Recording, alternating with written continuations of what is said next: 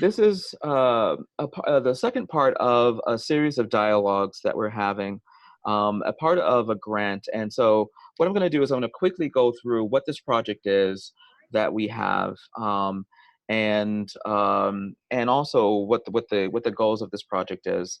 And then we'll hear from some of the colleges and the community colleges that really show the power of voter education from across the country. And then hopefully, if there's time afterwards, we can enter into a dialogue. First of all, this is part of a project that's called Engage the Election. Um, if you don't know it already, my name is Verdis Robinson, and I'm the Director of Community College Engagement at Campus Compact. I'm formerly the National Director of the Democracy Commitment, and Democracy Commitment is now an initiative of Campus Compact.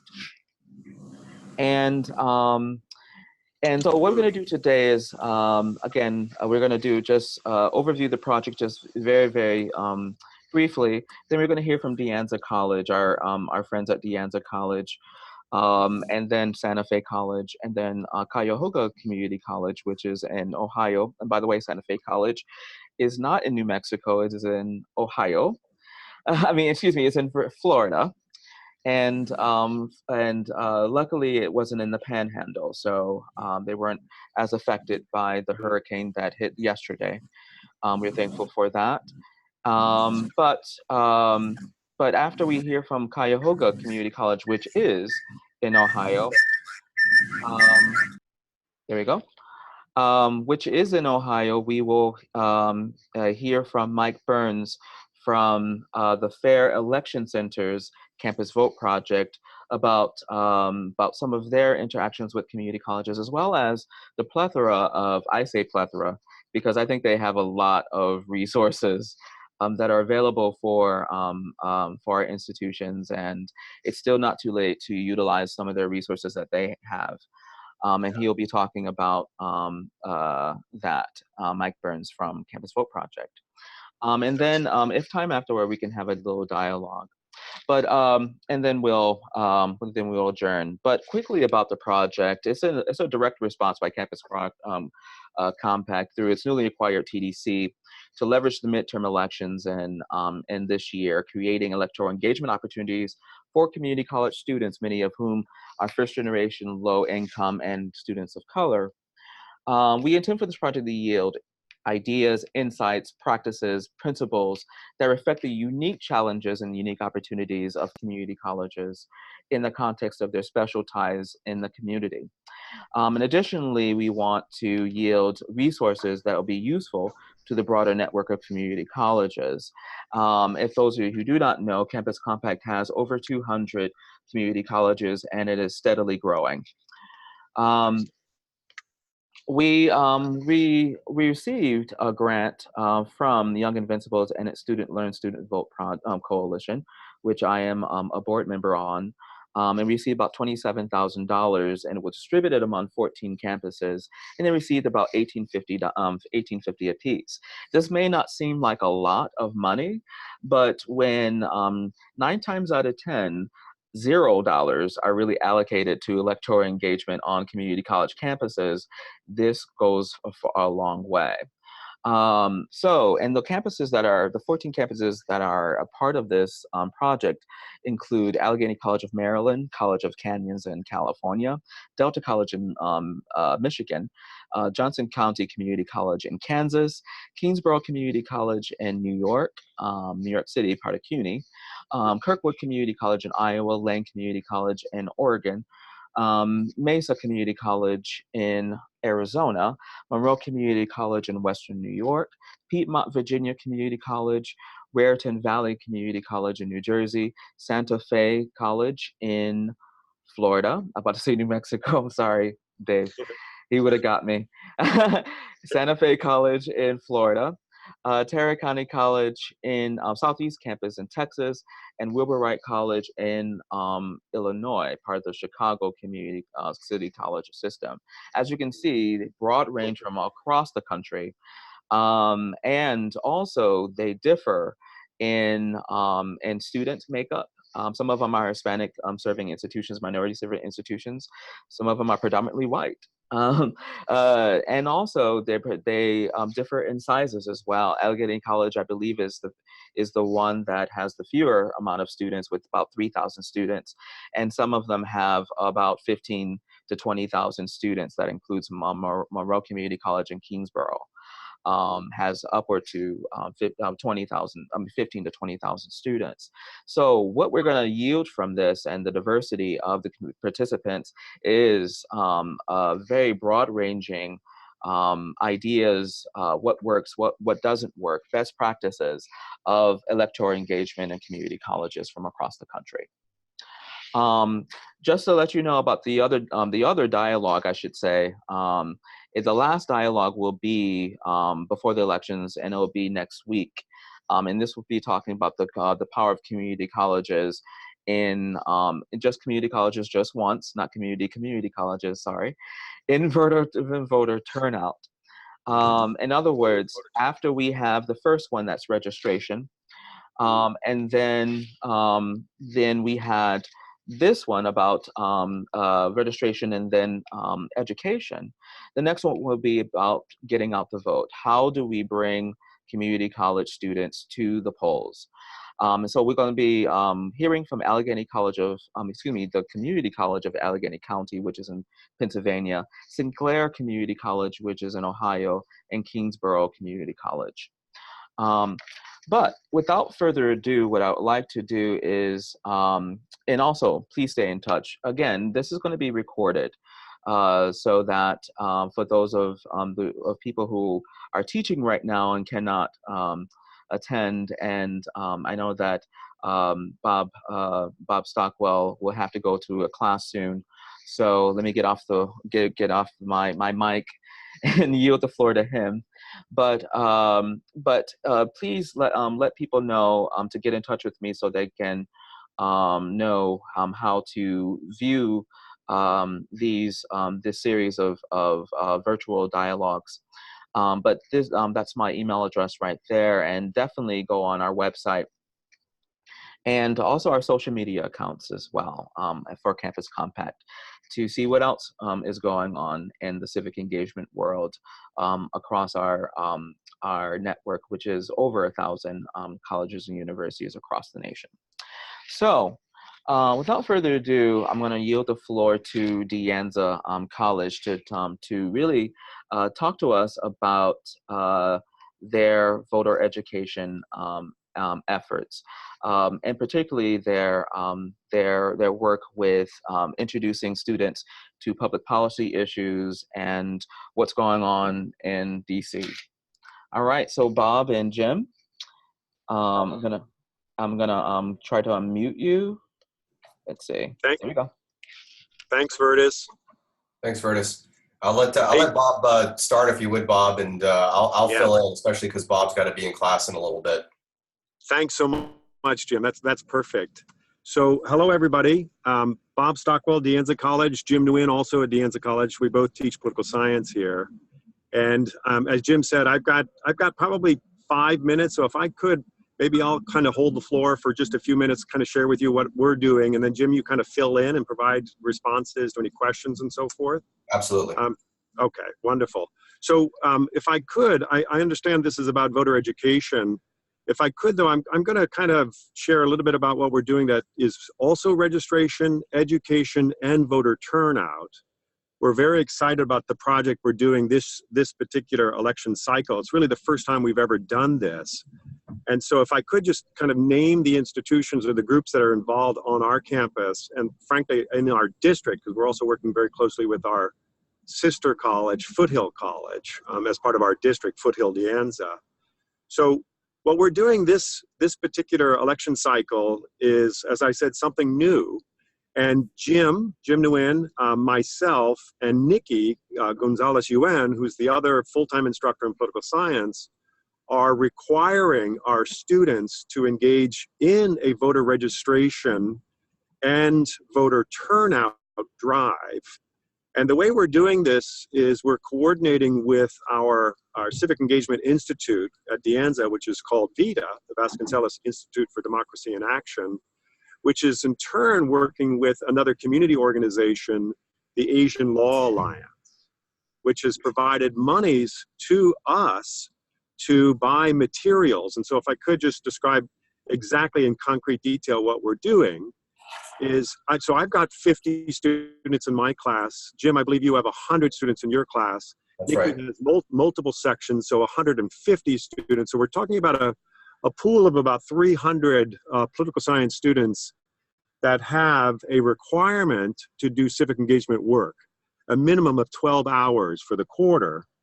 And what we're having them do, not as part of their civic engagement project necessarily, but as an additional project, is we're asking those students, each of those students, to register at least 5 students and or others from the community, register 5 persons for the election, and to have those individuals also fill out what we're calling an issue interest card, which provides information about who they are, and also, very importantly, their cell phone number that they use for texting, and then finally, issue areas that matter to them. So we provide them with a host of kind of a long list of different issues that they can check off, showing interest in that issue. And the plan is this, as we're kind of rolling this out, and as I said, this is really the first time we've ever done this, so we're also working very closely with our union. And so Nikki and I, and Jim soon to be, we run our political action committee internship program through a union. So we have a host of interns, and our interns are acting as kind of managers of this project.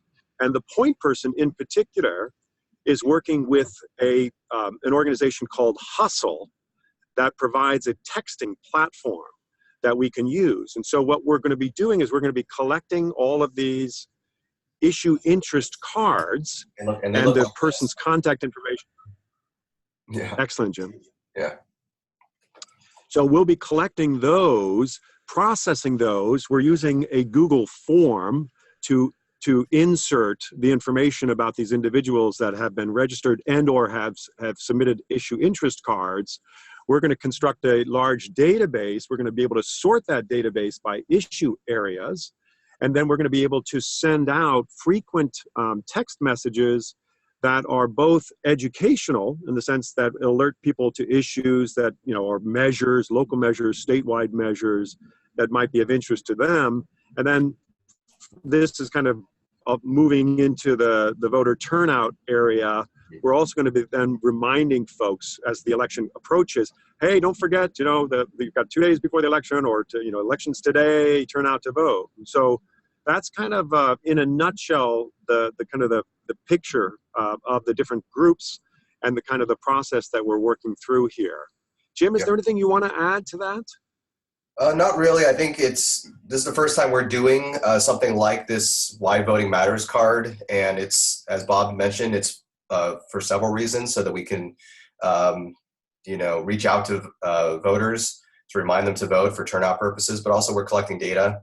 And we're talking about if we can collect enough data, we might be able to do some type of study about voters or likely voters, the issues they care about, and what are the reasons why people vote or don't vote, at least in our region. So it's going to provide us with some data, hopefully. And if Jim, if I could add on to that. So the idea is we know that 18 to 25-year-olds as a demographic group are the least likely to turn out to vote, that the turnout rates are really, really low. And we've been tracking that through our kind of institutional researcher on our campus and at our district. And so really this is an effort to see what we can do using these methods and these groups to actually increase that number, that voter turnout number. And we assume that we might have some positive effect. We don't know exactly. So this really is truly an experiment. And we're hopeful that we'll be able to get some, we have some interest already expressed by, as it happens, Cynthia Kaufman, who's the director of VITA. Her partner is interested in doing some empirical kind of research using the data that we collect around this project and engaging in interviews, so do a qualitative, quantitative assessment of the impact of our efforts on voter turnout. And so we don't know exactly how that will roll out, but I mean, we're frankly just very excited about it as a project, given its kind of newness, and hope that we actually have a positive impact on that voter turnout. And actually, as Verdis, you said earlier, you know, kind of really have an impact in this particular election. Nothing could be more important than to have, you know, significant turnout amongst that youth demographic.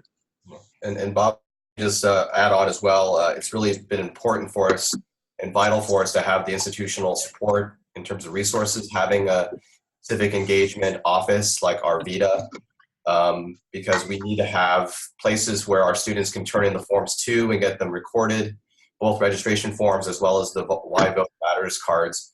And so we were been able to partner with them as well as this community-based organization, Asian Law Alliance, who were able to give us a grant so that we can pay for part-time salary for students to help us to enter in this data and to collect the cards, to send out the voter registration forms, make sure they're completely and correctly filled out, things like that. So those logistics and resources have been key in this as well.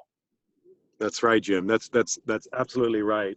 And then the other thing is that those resources have made it possible for us to pay our interns to do this work. In fact, the point person I mentioned, the student intern, Katie, her name is Katie Meyer, she is being paid directly out of the VITA and actually out of the grant coming from the ALA.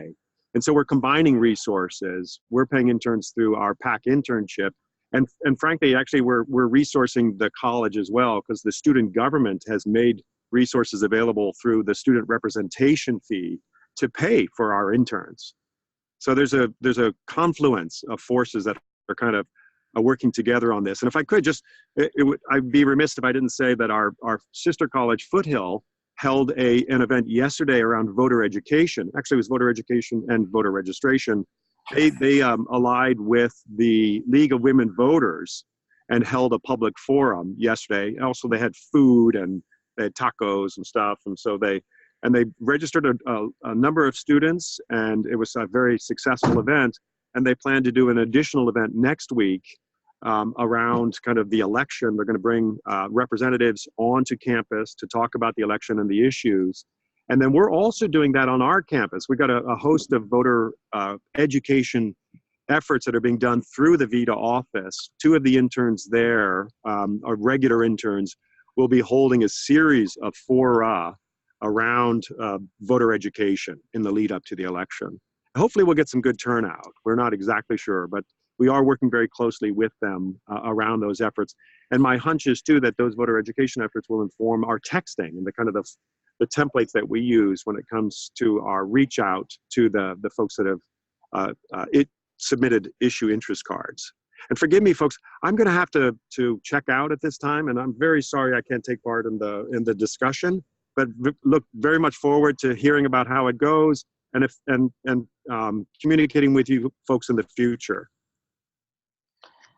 All right, thank you, Bob and Jim. Jim, do you have any more to add? And have a good class, Bob. Thanks so much, Verdis. All right, do you have anything more to add, Jim?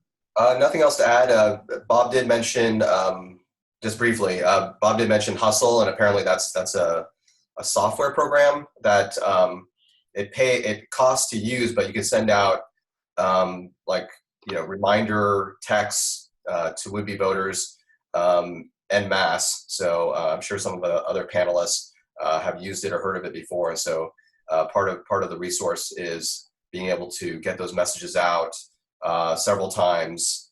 We're trying to test and see whether or not, if there are several messages that go out before an election to remind people to vote, will that in fact yield a higher turnout? And so that's one of the things that we are trying to experiment with and see this election cycle. Yeah, and that's a good point to add that that's the one thing that I'm finding is especially with the midterm elections, a lot of people are trying things out for the first time and seeing with this new generation with new technology how to really boost up those numbers and increase our numbers, especially now that a lot of people have already received their INSOV data from the last elections and want to increase the turnout, as turnout for I mean, across the nation was very low. So, we thank you for your efforts, and I will be in touch. Even though you're not a part of the project, the Anza College is not. Any data, any reflections, any best practices from on your campus that you can add to the resource that we're going to publish next year will be very, very much appreciated. Of course, Verdis, whatever information we gather and whatever results we can come up with, we will share with you and Compact. All right, thank you so much. And if you can, just hang on to the end to see if we have any questions. Yeah, I'll try to stick around as long as I can. Have a class in a little bit myself. All right. Okay, but thank you, and have a great morning. This is morning in California over there, but thank you, De Anza College in California. Now we're going to go to Santa Fe College, which is in Florida, with our friend David Price. To tell about some of the electoral engagement, or really electoral education efforts that are going on in Santa Fe College. Go ahead, David. Let me see if I unmute you. You got it? So am I on audio or? Yeah, turn off one. I mean, if you're on the phone, turn off the phone.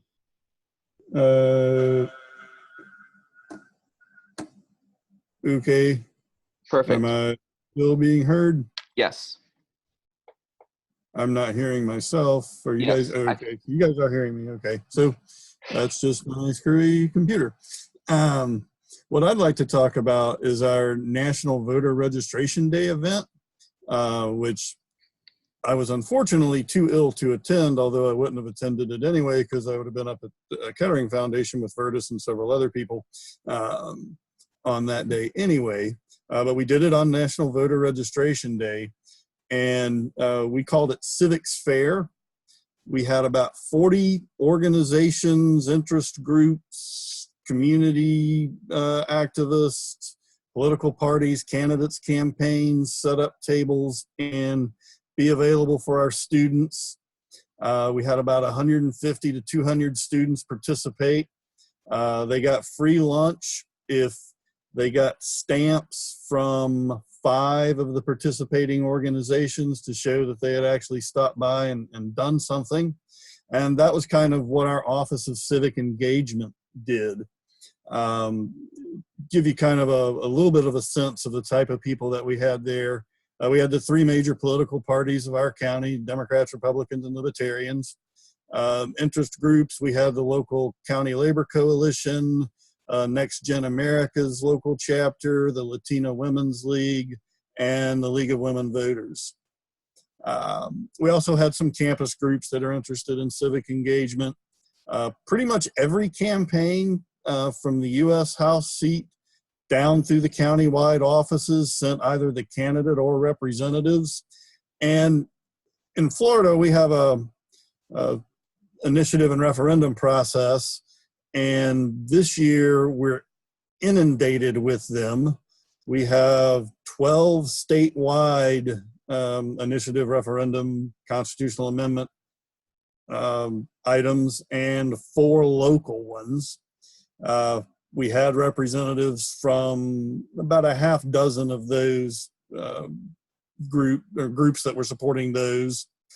We had 3 groups registering students to vote. The Supervisor of Elections Office, Campus Election Engagement Project, and the League of Women Voters. The first 2 registered 40 voters. The League of Women Voters was also doing registration in other places, and they can't really give us a firm number of how many people they registered that day were from our campus and how many were from the other sites. So, like I say, those were the things that the Office of Civic Engagement kind of put together for our students. What we on the academic side of the house did was we did a voting simulation that I had devised for an earlier grant. I convinced a couple of my colleagues to do it in my absence. And what the voting simulation does is it takes students from the registration process through the various options for voting in Florida. And in Florida, we have 3 options for voting. You can vote on election day. You can early vote, depending on the county, 10 to 14 days before the election, excluding the day right before the election, or you can vote by mail. And the simulation talks about challenges to registration, and then it also talks about challenges that people face if they try to vote on election day. The challenges that we put in the simulation are based on what the studies that have been done over the years have shown people say keep them from voting. Big part of that is to highlight to students how if you vote early, then you can overcome a lot of the things that happen on election day that keep people from voting. If you vote early, the fact that your car battery is dead on election day and you can't drive to the polls and all your neighbors are gone isn't an issue. You've already voted. So we had some good discussion about that. Also, we talked about the vote by mail option more this time than we had previously. A lot of students were very interested in that. We did have to point out, though, this year in Florida, it's not a self-addressed envelope. You have to put postage on the vote by mail envelope. And because there are so many constitutional amendments, et cetera, on the ballot, and, you know, practically every race is up, it's been reported that you actually need 2 stamps, that the ballot return will weigh more than an ounce of postage. Some people were starting to get them returned. So fortunately, we were able to kind of get the word out to our students on that, you know, buy 2 stamps. Even though I realize you can get away with not quite 2 stamps worth of stuff on that second ounce. We also discussed the issue of felons not being able to vote. Florida is one of 5 states that really makes it virtually impossible for a felon to get voting rights restored. One of the 12 constitutional amendment changes statewide that's on the ballot this year would remove that obstacle to voting. Once a person's parole conditions had been met or probation period was over, unless they were a sex offender or a murderer, their voting rights would be restored. A number of the students get cards in the voting simulation that say you can't vote because you're a felon, even though you're 60 years old and the felony you did was when you were 20. And we tied that to one of the groups that was there, Say Yes to Second Chances, which is the citizen group that had sponsored that amendment. And they got a huge, from what I was told, a huge number of students come over to them once we let them go from the voting simulation. We did find this year, compared to previous years, one real important challenge that we need to kind of work on to make this work better in the future. This year, you know, the 40 some odd civic groups, candidate campaigns, and things like that was a lot more than we'd had before.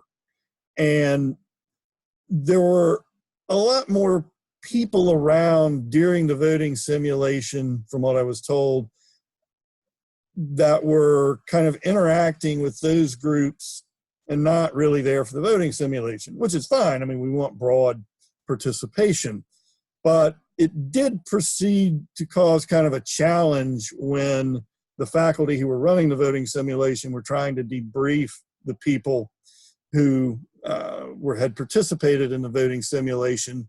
So we're going to kind of look at maybe seeing if in the future we can maybe do the voting simulation more in a nearby location than in the area where all the organizations are kind of setting up their tables and talking with people.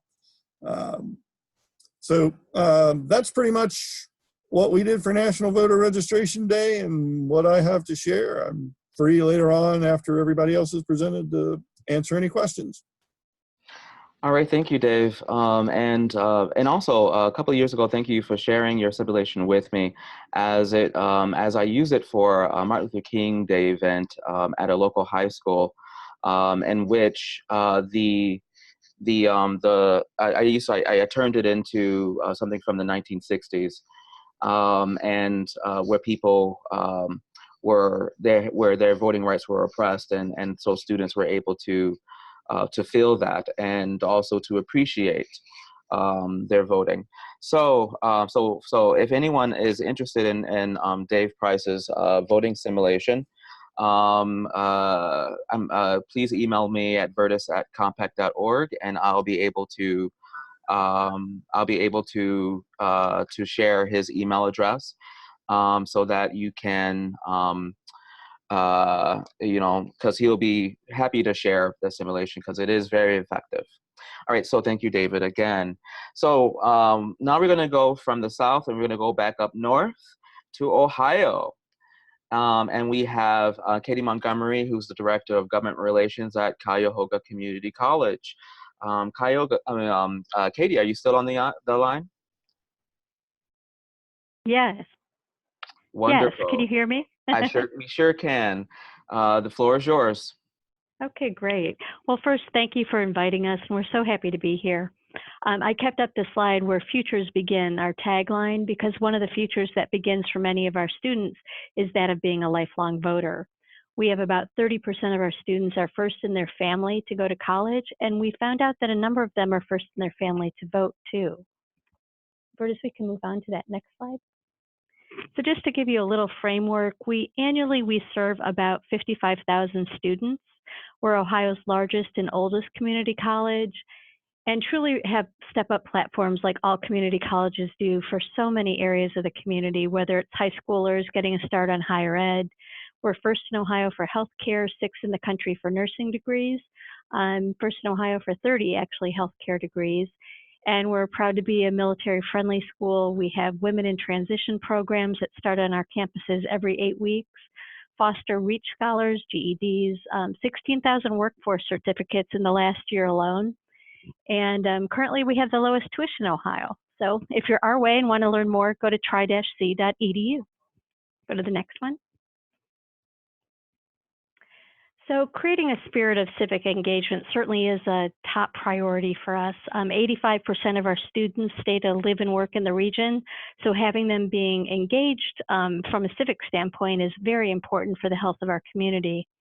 So as a matter of course, we do promote the vote programs year-round. I have 22 cross-campus site partners across our 4 campuses, and from March through May, primary season, August through November, we have signs and banners at high traffic locations. We have voter registration, vote by mail forms available year-round with our student life offices. And then we have digital screen print ads to our students, and we have student newspapers and faculty publications that carry ads to remind them to register and then vote. The new for us this year, very exciting, was our partnership with Campus Vote Project. And we were funded for 2 Democracy Fellows, Anthony Ahmad and Kyle Ray, who are also Mandel Scholars at our organization. And we wanted, for our Legacy Project, we had everything on the board. So we did a number of listening sessions across college. There were artistic ideas where when you registered to vote, you became part of an art installation. But we heard one story that someone told us. It sort of shaped what their legacy project would be to Tri-C. And we called it the voting experience. So go to that next one. So we created a core team with faculty and staff and the 2 fellows, cross-campus coalition of 20 more. We got support from the 4 campuses and our presidents at each campus. And we came up with 11 campus events in celebration of National Voter Registration Day. We'll go to the next one. So what we did is we brought the entire voting experience to life, from registration through the voting booth.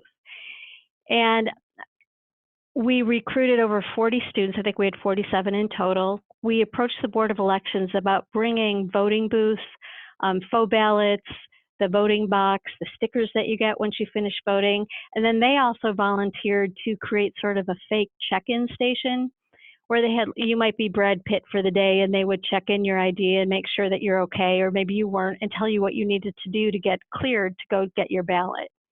We also had, we called it Vote in Your PJs, Vote from Home Station.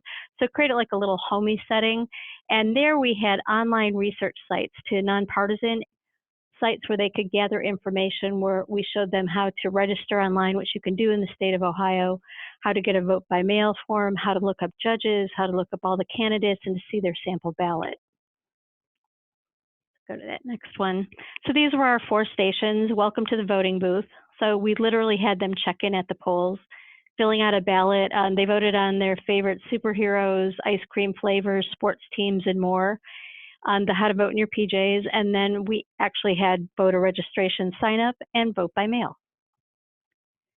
So we decided to have fun with it, and these are the cards that went around campus. I think we had 250, and put them at high traffic locations, typically cafeterias and libraries and bookstores, to attend any of the events. We all know that students come when there's food, so popcorn was a key incentive. And then we had these messages repeated both in publications and on the digital screens around campuses. So this card we're particularly happy about. This is about a 3x5 card. And we came up with a new email to use for our government relations group, which is votingmatters@tric.edu. But what we wanted was a takeaway card that all students who stopped by the event could have, and that we could also distribute beyond these events. And on one side of the card, it was just how to register and vote. And we told them what they'd find at each of the key locations. So whether it was Secretary of State, their student life office here, or with the Board of Elections, we're in Cuyahoga County, that's our name, and some of the words you see floating over here. And we showed them how, you could see a sample ballot, find your polling place, and everything's queued to your address. And then at the bottom, the nonpartisan sites. The other side of the card was simply key voting dates, last day to register, vote by mail, and all those good things. And we have 2,000 of those, and I think we're down to 300. So we've done a good job getting them out there. But of course, the primary goal was removing the mystery of the voting experience. I'm going to go back to that story I told you inspired this whole event. There was a woman who was in her late 20s, one of our staff members, and she said she was the first in her family to vote. And she came her family came from a country where voting was very difficult and sometimes life challenging. And so no one in her family voted here. There's just a lot of fear around the whole process, and she decided to, but she had no one to walk her through it. And she said the first time she was in a voting booth, she was shaking so badly, afraid that she would do it wrong, that someone would come get her based on family history stories. We thought we really need to just take the mystery out of all of this and encourage our students to understand what they're going to be facing and to become democracy champions. So these are some of our students you're seeing now. The results were wonderful. We helped our county achieve nearly 25% of their goal for National Voter Registration Day. Go to that next one. And what we were even more surprised, we ended up having 635 visits by students to the 4 stations. 186 of those fake ballots were cast, and we're having a thank you party where we're going to release the results and put them on social media. 90 volunteer shifts, and just wonderful participation from student, faculty, staff, community partners. And then our college president and the president of the campus where we started arrived with our vice president of government relations to kick off the event. But at each of our 4 campuses, the college presidents came down and participated, filled out the ballot, talked to the students, and just turned out to be a wonderful event. So that last one. So we've also been doing a series of talks sort of based around the idea of who's going to change the world, and we hope it will be them, using their vote as their voice. And we've been sharing the fact that in Ohio alone, because we have a number of students that say my vote doesn't count, so they weren't ready to register. And we said we have proof that it counts, as we've had 141 races in our state in the last 5 years decided by one vote or ending in a tie. And in our particular county, that tie is solved by a coin toss. So we would point out that your vote can absolutely make a difference. And so we like to tell them that the only vote that doesn't count is the one that they don't cast. And I guess I'll leave it at that. Yeah, thank you so much, Cuyahoga, excuse me, Community College. I was saying Cuyahoga, but that's not right. Great work going on in Ohio, and also the voting simulation. I mean, the voting experience. It made national press. I was seeing it on Twitter. I was seeing it all over the place. Definitely, we're going to be in touch with you so you can contribute what you have learned from this experience to best practice resource for community colleges that people across the nation can learn from this experience. And so thank you. Oh, Without thank you, further David. ado, oh, no problem. I want to turn it over to our good friends at Campus Vote Project, Mike Burns, to describe some of what they do there, some of their resources, and to take us home. Go ahead, Mike. Awesome. Thanks, Verdis. Yeah, I'll try and I've got a number of slides here, but they're all pretty quick, and I just thought that would be good for distribution. And I'll just keep moving, and then if folks have questions, there'll be plenty of time for that at the end, especially in the discussion with everybody else. But also feel free to punch in the chat or unmute yourself and just ask me as I'm going. So I'm part of the Fair Election Center. As Verdis mentioned, we're a nonpartisan national voting rights organization based here in DC. We work with some staff attorneys, some other support staff here. And then if you go to the next one, I spend most of my time here working on our Campus Vote project, which we started back in 2012 to really focus in on trying to connect with folks in the higher ed space around these issues. We just sort of noticed in the states that we were working in, students are generally, as have already been mentioned today, newer to the process. Even when we're at, two-year institutions and we see a slightly older age cohort of folks, still a lot of stories about it being folks' first time getting registered and voting and participating in the process. So really wanted to make sure that we were helping support them. So I wanted to just take a couple quick minutes here and hit a couple of kind of like federal top lines on some issues I just wanted to make sure everybody was aware of as we're like in the heat of election season. You can go on to the next one. So just real quick to make sure that folks knew, there is a requirement in the Higher Education Act that institutions distribute voter registration forms.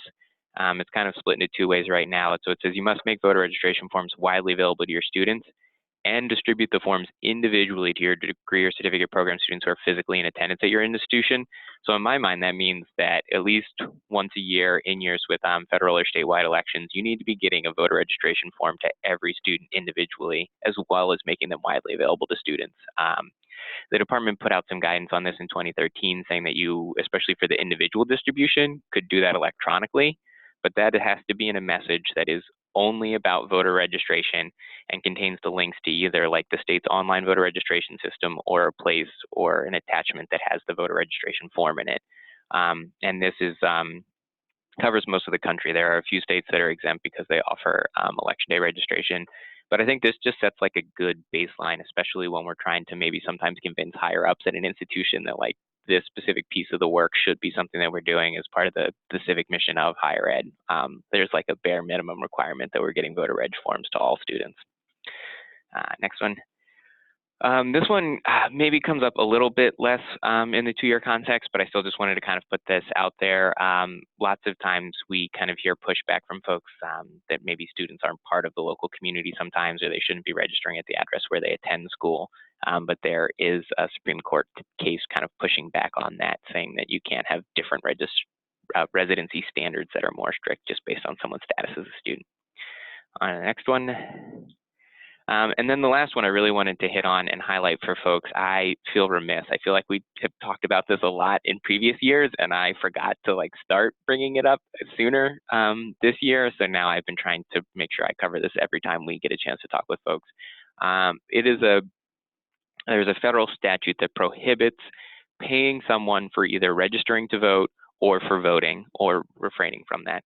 And there are a number of states that have kind of state equivalents to this, but I thought the federal one would be a good example to cover here. So what this really means is that it can't be conditional. You know, if you're having one of these great events that we talked about today, you can 100% give away free pizza or donuts or other things at the events you're having.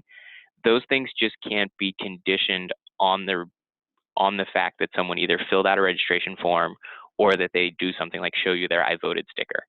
They just can't be conditional. They have to be open to everyone. So that means if you're having that event and you're giving out pizza, you can't have someone come up and you can't be like, you can only have pizza if you fill out this registration form.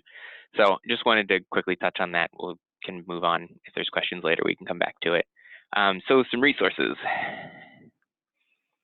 So one of the main things that we started doing is actually in 2016, for the first time, we began a program called the Voter Friendly Campus with our friends over at NASPA, which is a Student Affairs Professional Association.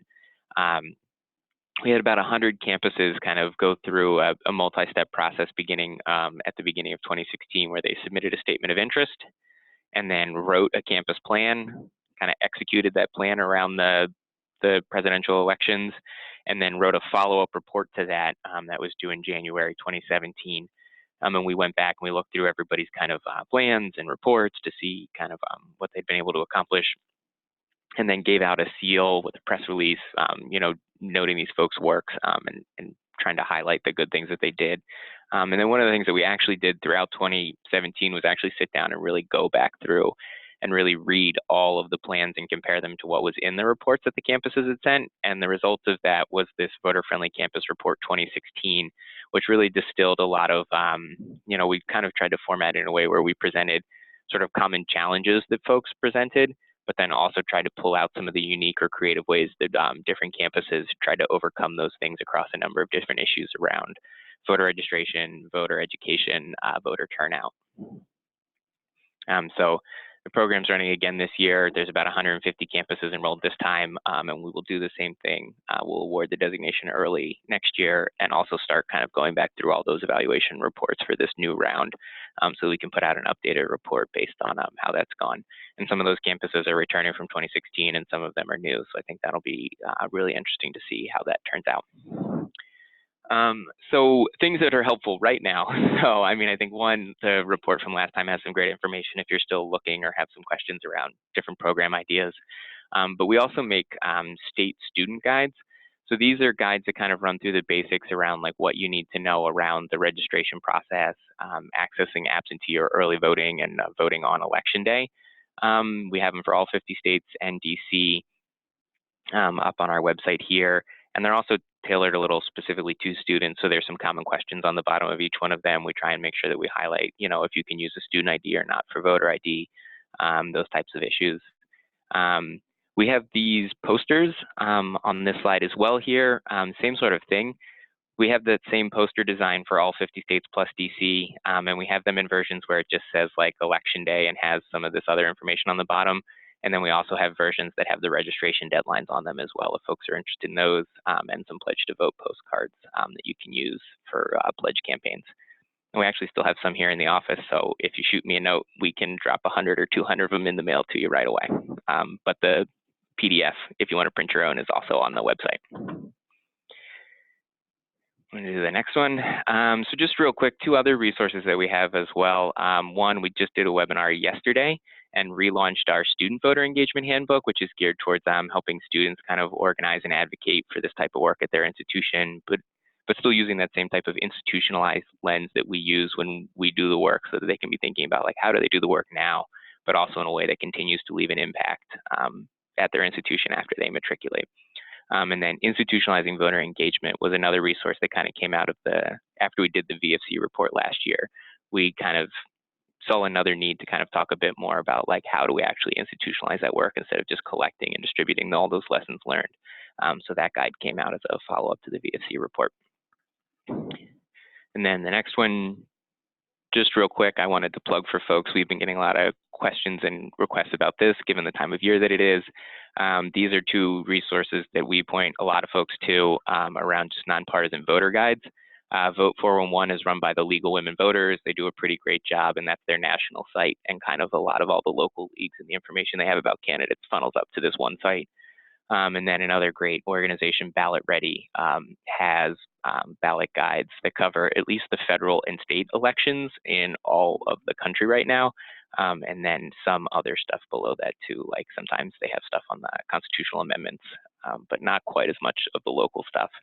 So I wanted to put both of those up there. And then just lastly, real quick, if you want some more of this, you should hop on the SLSV call later today. I'm going to do like a whole 15 minutes just on election protection for them about provisional ballots and language assistance and have a whole nother slide deck for that.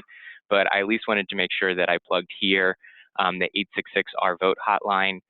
This is a national hotline that is live now on weekdays and responds to after-hour messages within 24 hours now through Election Day. And we'll have extended hours the closer we get to Election Day, and we'll be live all day on Election Day across the country. If folks run into problems, if they're having issues, if you hear that students are being harassed or turned away at their polling place, definitely call this number. There are also bilingual lines available. NALEO runs one that does Spanish and English. APIA Vote runs one that handles about, I think, like 10 different Asian languages plus English. And the folks over at the Arab American Institute run an Arabic and English hotline as well. So all 4 of those are on this slide.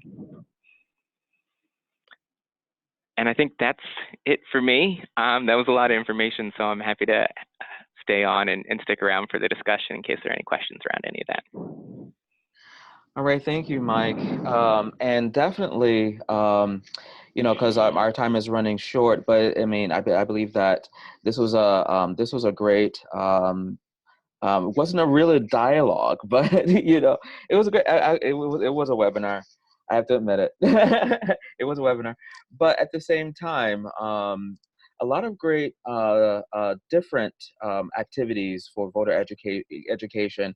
But as you can see, it wasn't just education. Registration was coming in there, and then the next push, because registration is still going on in about half the country. Some of the country, the registration ended in the past couple of days, and it's going to be ending as we go along in the next couple of weeks. And there's a couple of states that are right up to election day, just a couple. But you know, it's one thing to register people, register students to vote. It's another thing to educate them so they can be informed about what's on the ballot. And I liked a lot of people were trying to demystify the voting experience, because that can be very, very overwhelming sometimes and intimidating for some students, and also getting students to become leaders in their communities and things of that nature, and then getting them to the polls. One thing that I do want to share is that there's a lot of hosting candidates on campus and things of that nature. One thing that I liked that especially that Santa Fe was doing was that it was making sure that that the representation was there, not just of one party or another, but of all different parties and different issues and things of that nature with their fare. And I think that's really, really important to as most of our community colleges are public, to make sure that it is done in a nonpartisan way, and also that students begin to understand their role in democracy, because I was one of the ones that believed that my vote didn't matter, my voice didn't matter. So what I want to do is like end with just the communication, stay in touch. If you have any questions about anything that was presented today, feel free to email me and I can forward it to the speakers. By all means, go on Campus Vote Project's website. Their resources are right there on their website. Also Students Learn, Students Vote Coalition, or just Student Learn, Student Vote .org has a lot of resources on there, as well as the OLDE Challenge website as well, and as well as the Campus Compact website and our social media. So again, if you have any questions or whatnot, please feel free to email me. And thanks for joining us, and thank you to our presenters for your time. And we are going to be having our last dialogue next week, same time. And please register for that one. It's going to be, now that we've registered and educated our students, how do we get them to the polls? All right. Have a great week, everyone, and I look forward to the call next week. Take care.